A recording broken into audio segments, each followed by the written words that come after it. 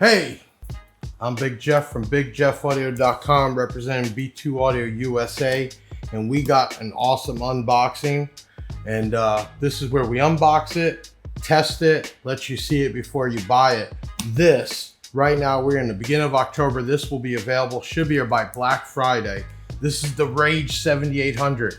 Before I even go any further, hit that like button right now. Leave a comment. You can always leave one later on and share this out. It doesn't cost you anything. Okay, this is how it's shipped. So we came out with the new Rages for 2025. There was a 1200.4, a 3500, and a 4800. And everybody said they wanted something up in that close to 8,000 range. So we made a Rage 7800.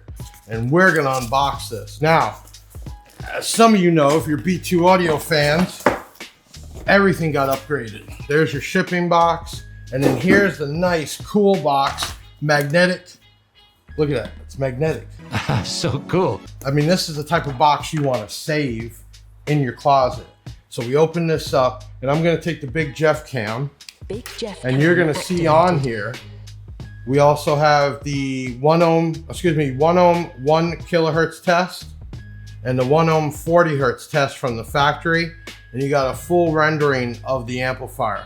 Really cool. Okay, and we got some foam up top for packaging.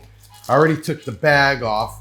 In there is a small manual, but the cool thing is you can scan the QR code or go to b2audiousa.com for manuals, test results, everything.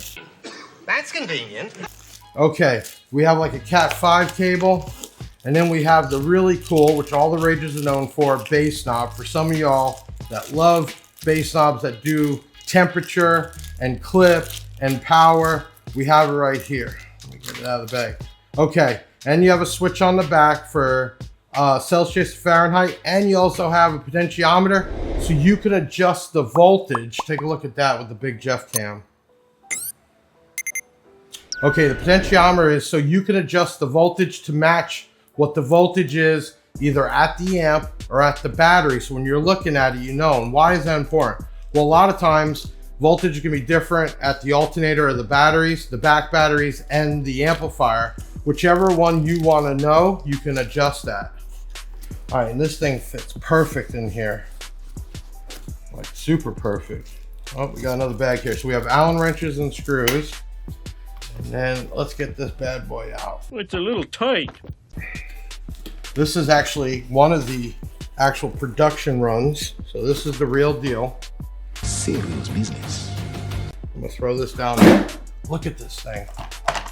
Okay, so first thing you notice is that normal Rage look where all the wires coming out of the bottom, which is for a real clean install.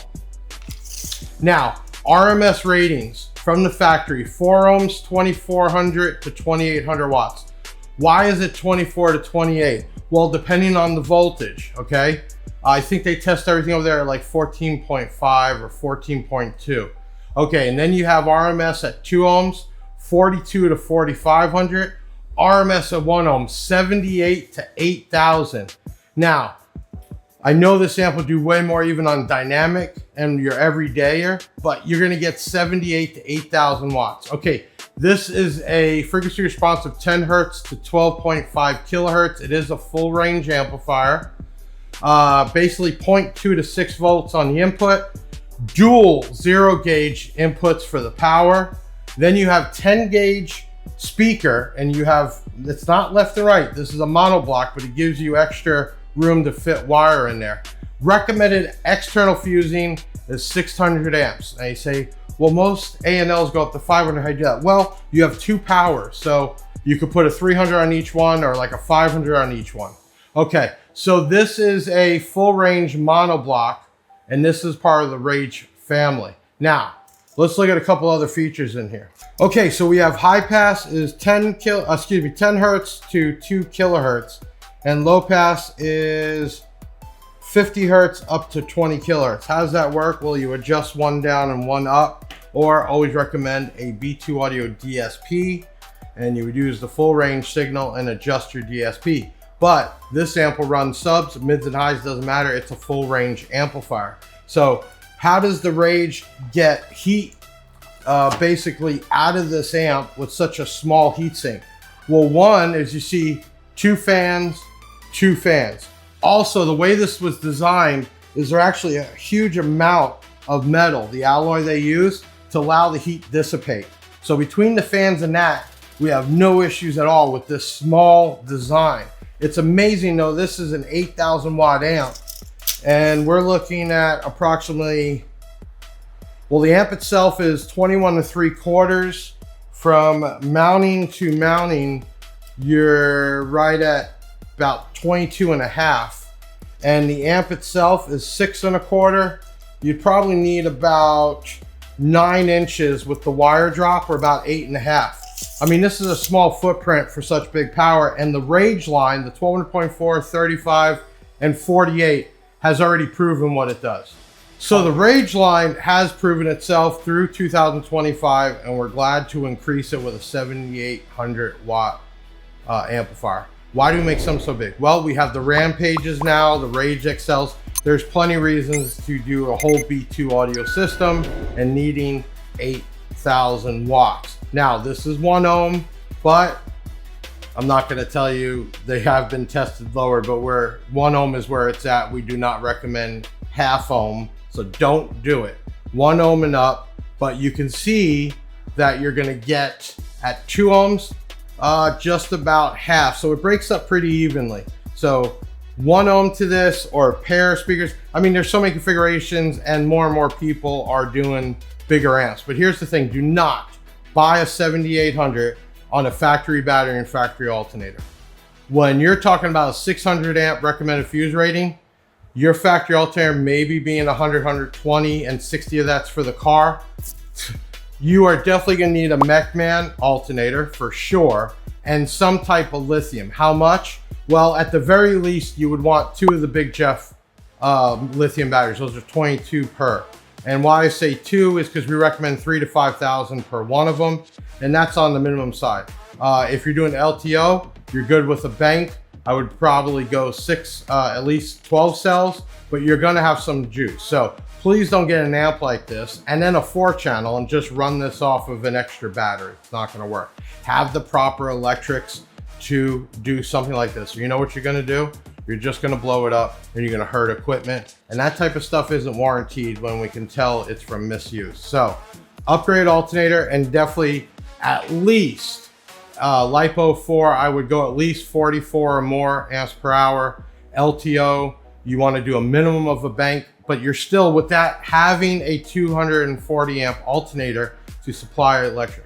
And use real wire, copper wire, 0 gauge.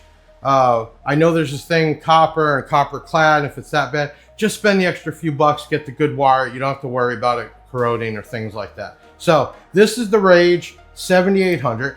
I'm Big Jeff from BigJeffAudio.com, representing B2 Audio USA. And next, maybe let's get some power ratings on this. We'll be right back. Okay, so here we have pictures of the prototype, which is the smaller one compared to the new one. And if you notice, it's a little bit longer. That was done for a few reasons, but you can see it's the same innards.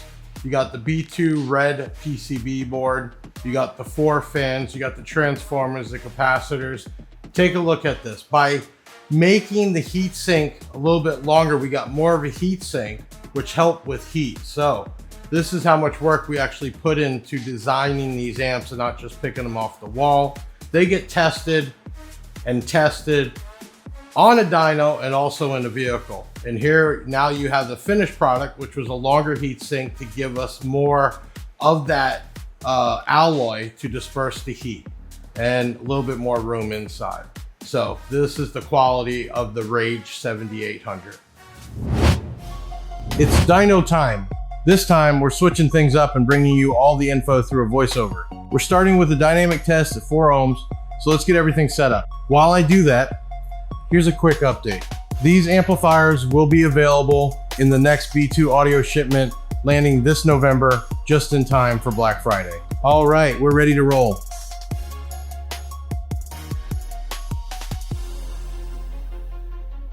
Test results are in. We hit 2,700 watts at 14.19 volts. And remember, This amp is rated at 2,600 watts, so it's already punching above its class. Next up, a dynamic test at 2 ohms. This time the amplifier is rated for 4,500 watts. Let's fire up the dyno and see what it's really capable of. And hey, while the dyno's running, don't forget to like, share, comment, and subscribe. It helps a ton.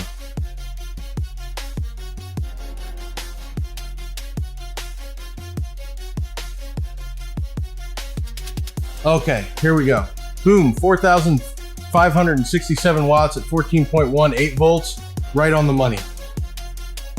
Now that you've seen what this amplifier can do, what should we do next? 1 ohm? Let's go for it.